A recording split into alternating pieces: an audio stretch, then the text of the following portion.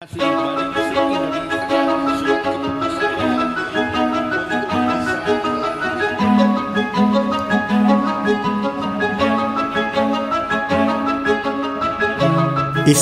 Nursi, pengamat politik dan ekonomi, berbicara soal benturan peradaban seperti yang dikupas Samuel Huntington pada era 90-an. Saat menjadi pembicara dalam dialog terbuka yang digelar di halaman Masjid Amanah Buni Nagara, Kota Tasikmalaya, Sabtu 22 Mei 2021. Ihsanuddin menegaskan, inti dari benturan peradaban itu adalah benturan antara Islam dengan Barat. Menurutnya, untuk menjalankan agenda penghancuran itu yang dibidik adalah dua kekuatan Islam di Asia Tenggara, yaitu Indonesia dan Malaysia. Namun Malaysia mampu bertahan, sedangkan Indonesia tidak. Indonesia ambruk dikarenakan banyak pengkhianatnya. Kalau Malaysia bertahan, Indonesia ambruk. Pak, saya di panggung kekuasaan saat itu. Saya satu-satunya manusia yang menolak untuk pinjaman IMF dan dari Washington dicairkan. Satu-satunya.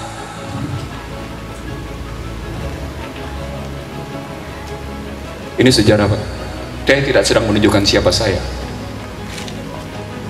Buku saya lengkap soal ini, Pak. Tentang sejarah bagaimana Indonesia ditindas. Betapa Indonesia begitu banyak pengkhianatnya. Termasuk yang namanya mereka yang bergelar, maaf ya, subhanallah, astagfirullah, yang bergelar kiai.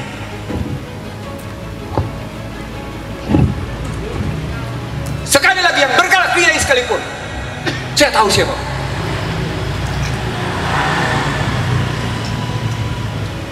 Buku saya menceritakan itu, bangsa terbelah. Sebagian orang tidak saya sebut, tapi dialah yang antara lain kaki tangan pengkhianat. Dipukullah Indonesia 97, ambruklah Indonesia, habis ngakar-karuan. Saya bilang saat itu, kekuatan Indonesia cuma tinggal dua, TNI dan umat Islam.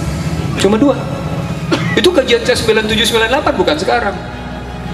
Dipukul TNI-nya, kembali ke barak dengan istilah reformasi TNI, balik dia ke barak. Berarti cuma tinggal Islam. Di markas FPI saya bilang, jalan Pak, saya pembicaranya. Di markas FPI saya bilang, umat Islam akan masuk ke dalam ajang adu domba.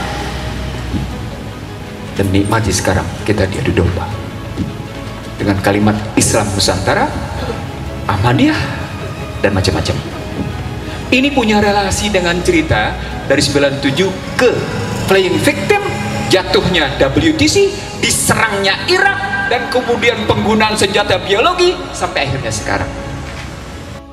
Dalam kesempatan ini, Ihsanuddin menyebutkan untuk keluar dari kemelut masalah yang membelit Indonesia selama bertahun-tahun, solusi yang harus dikedepankan adalah kejujuran dan konsistensi dalam menjalankan aturan-aturan agama.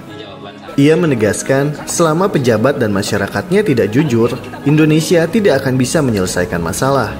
Dan satu hal yang tak kalah penting namun sering dilupakan adalah soal riba.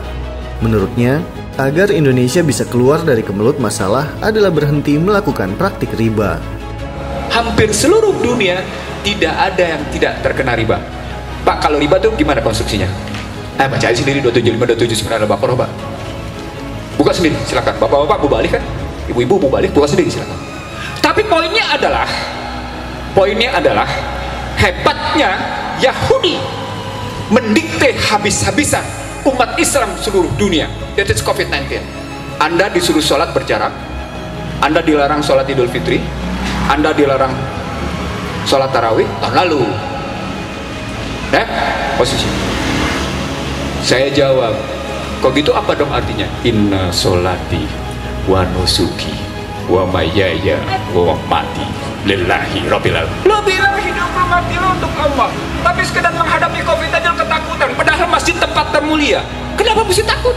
Allahu Akbar. Nggak ada logikanya kalau lo memang mengucapkan akdun bi qalbinya benar. Pak, saya bilang sama Anda, saya begini sejak awal COVID. Mau nggak percaya? Buktikan. Silakan buka di online, di Suara Surabaya Net dan Rakyat Merdeka Online. Corona dan perang ekonomi. Sudah saya bilang, ini perang industri farmasi. Bego, cuman gua nggak bilang aja bego. Ujungnya nanti perang kripto. Lu mau didikte lo, Yahudi lagi kalah sama Cina, lu dijadikan alat. Tapi selain dia pukul Cina, dia pukul juga Islam sekalian. Nah, sambil dia bilang dia pukul Cina, dia pukul Islam, ketemu konstruksi besarnya, Kang. Apa konstruksi besarnya?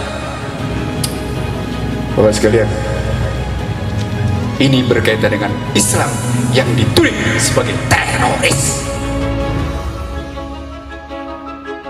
Demi alif tak kutemukan ba. Ya Rob, tak ada hitungan berkah yang ingin aku pinta kecuali mu, kau yang hari ini dan esok bukan angka-angka mengampuniku. Sebelum jasadku lebur jadi tanah, jadi air, jadi api, jadi angin, izinkan aku menyebut nama keakbaranmu, ya